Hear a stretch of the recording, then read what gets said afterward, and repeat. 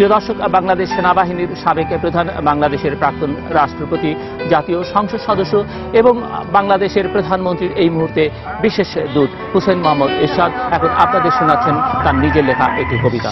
তোমাদের সাথে মিশে সব ব্যথা মুখে নিয়ে আমিও যে হব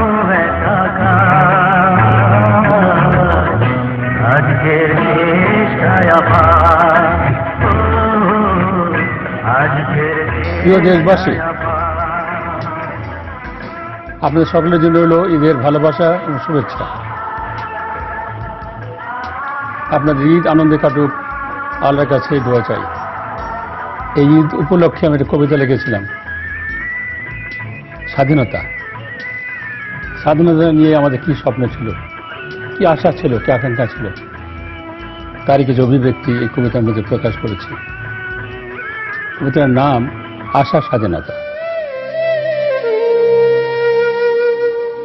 স্বাধীনতা আমার চেতনায় জীবনের সিঁড়ি উঠে আসা কিছু স্বপ্ন। কৃষকের হাতে এক গুচ্ছ ধান শীষ তুলে দেওয়ার স্বপ্ন, শ্রমের মানুষের হাতে এক মোটা আশা তুলে দেওয়ার স্বপ্ন। ধানের গন্ধে আর চাকার শব্দে এই স্বপ্ন বেঁচে থাকা, এই স্বপ্ন জীবনকে আবিষ্কার করার।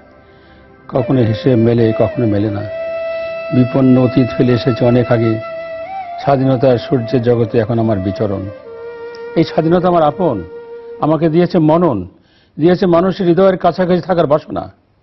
স্বাধীনতার পথ অনেক দীর্ঘ, কখন আশায়, কখন নিরাশায়, কখন নির্মল আনন্দে। আমি দেখেছি স্বাধীনতার সূর্যকে।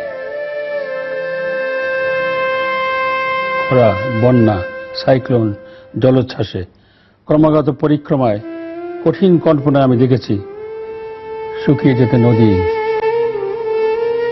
ধসে যেতে বাঁধ, পুড়ে যেতে ক্ষেত।